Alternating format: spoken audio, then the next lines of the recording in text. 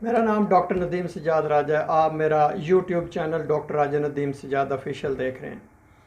आज की इस वीडियो में मैं बात करने जा रहा हूँ गैस्ट्रोइंटेस्टिनल ब्लीडिंग, या जब हमें खून की कै आती है या हमारे बड़ी आंत के ज़रिए मकाद के रास्ते अगर खून बहना शुरू हो जाता है तो उसकी क्या वजूहात होती हैं, उसकी अलामात क्या हैं, उसकी तशख़ीस कैसे की जाती है और इसका तरीका इलाज क्या है।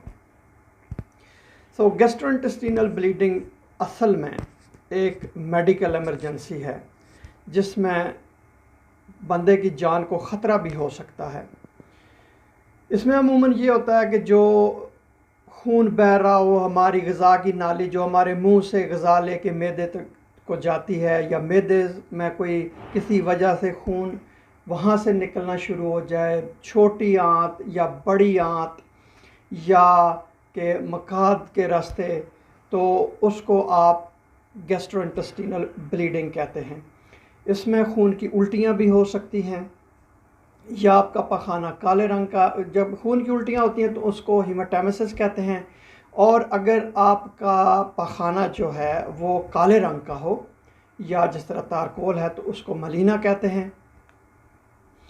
तो जो जब खून की उल्टी होती है तो वो वाकई इमरजेंसी होती है कि उसमें बंदे की जान को ख़तरा भी हो सकता है, क्योंकि उसका जो ब्लड प्रेशर है या जो खून में की एकदम कमी हो जाती है, उसको उसकी वजह से वो बंदा हीमोडायनेमिकली इनस्टेबल हो जाता है।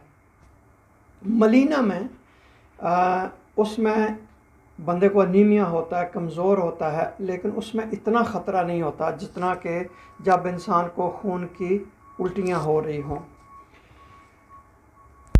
जब भी मरीज़ की देखभाल की जाती है या इलाज किया जाता है तो उसमें अगर बाकी बीमारियां भी हों तो फिर जो इलाज है या बचाव थोड़ा सा मुश्किल हो जाता है। खून बहने की वजह उस वक्त तक मालूम नहीं हो सकती जब तक आपका डॉक्टर वो एक ट्यूब होती है वो या मुंह के रास्ते डाल के देखे या फिर बड़ी आंत में जाके देखे कि खून कहाँ से बह रहा है और उसकी क्या वजह है। अब अस्पतालों में गैस्ट्रोइंटेस्टिनल ब्लीडिंग की वजह से एडमिशन कम हो गए हैं। इसकी ये भी वजह हो सकती है कि लोगों में अब ज़्यादा आ गई है बीमारियों के बारे में और बीमारियों को जल्दी उनका इलाज किया जाता है। लेकिन अभी भी 21 से 23% लोग अस्पताल में पिछले 10 सालों में या तो खून की उल्टी की वजह से दाखिल होते हैं या मलीना की वजह से अस्पताल में दाखिल होते हैं।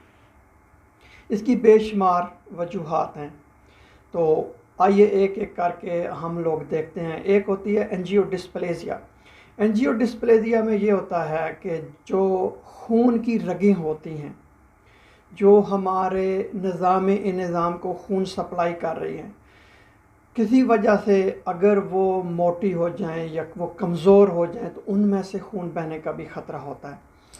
या कोई निज़ाम के किसी हिस्से में अगर कोई कैंसर हो जाए या ट्यूमर हो जाए उसकी वजह से भी खून बहने का ख़तरा होता है।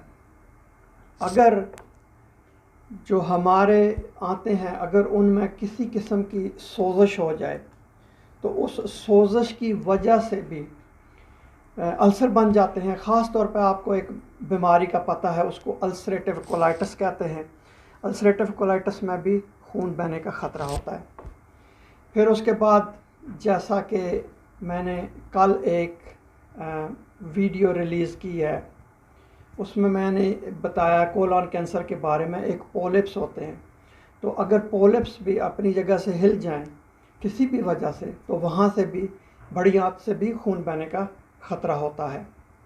कुछ बंदों को डाइवर्टिकुलर डिजीज़ होती है। डाइवर्टिकुलर डिजीज़ में एक छोटे से पाउचेस या सैक्स बन जाते हैं जो छोटी आंत या बड़ी आंत को वहाँ उसको कमज़ोर कर देते हैं और वहाँ से भी खून बहने का ख़तरा होता है।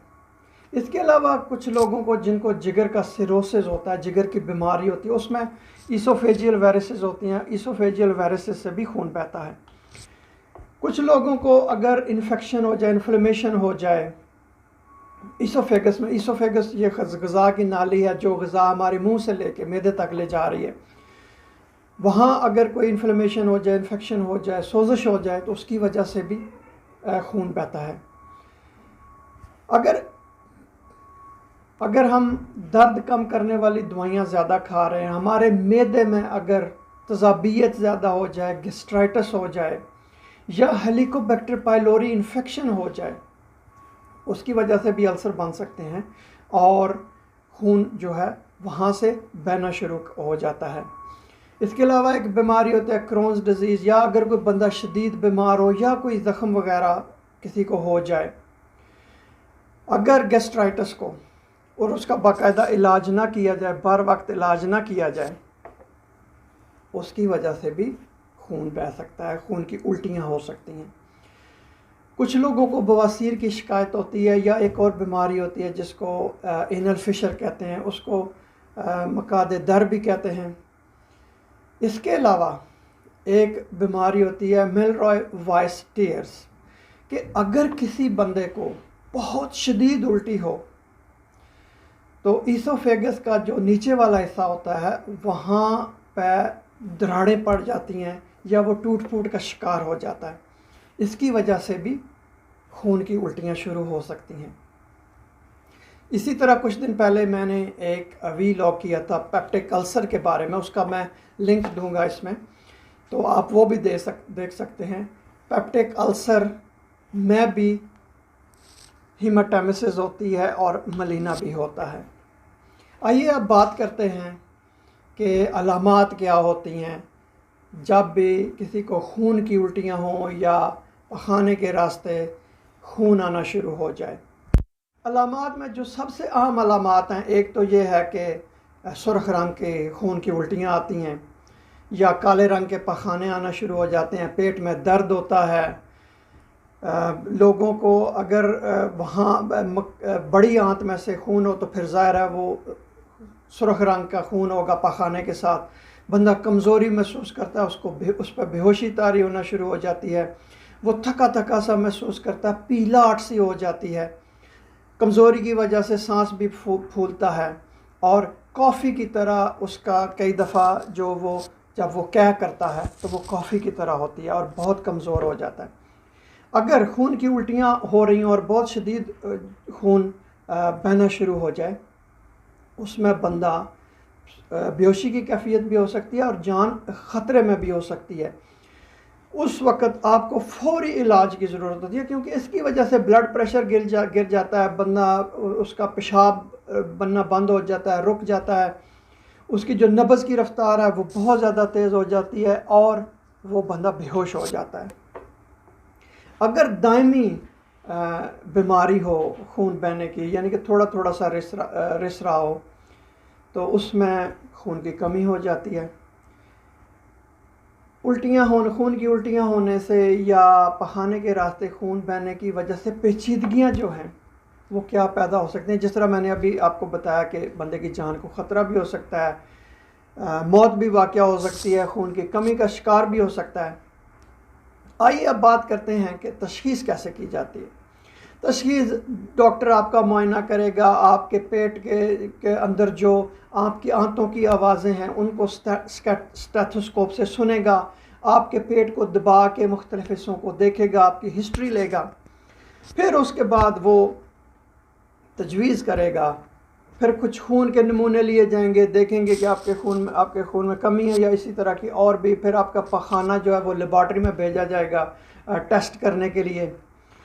एक और होता है कि आपके मैदे से अज्जा लिए जाएंगे, उसको गैस्ट्रिक लवाज कहते हैं, उनको भी लेबॉर्ट्री में भेजा जाएगा देखने के लिए कि क्या मसला है, खून कहाँ से आ रहा है।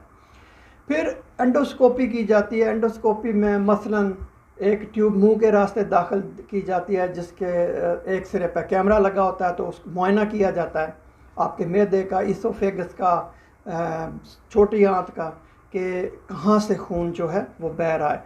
इसी तरह एंट्रोस्कोपी की जाती है, फ्लेक्सिबल सिग्माइडोस्कोपी की जाती है कि मकाद के रास्ते ट्यूब डाल के वो कैमरे के ज़रिए देखा जाता है कि वहाँ से कहाँ से खून बह रहा है, फिर ही जो डॉक्टर है वो तशख़ीस कर सकता है कि खून बहने की वजह क्या है। इसके अलावा सीटी स्कैन भी किया जाता है। अगर इन बातों से ना पता चले तो फिर उसको कहते हैं डायग्नोस्टिक लेप्रोटमी, के आपका ऑपरेशन करके देखा जाता है, क्योंकि इमरजेंसी की सूरत में इंतज़ार तो नहीं किया जाता कि जहाँ से खून बह रहा हो वहाँ से खून का बहाव रोका जाता है, या डायग्नोस्टिक लेप्रोस्कोपी भी की जाती है। और अब मैं बात करता हूँ कि जो खून की उल्टियाँ आती हैं या मलीना होता है उससे बचाव कैसे किया जा सकता है। आप जो दर्द वाली दवाइयाँ खाते हैं तो उसमें ख़ास एहतियात करें कि आप उनको डॉक्टर की हिदायत के मुताबिक इस्तेमाल करें।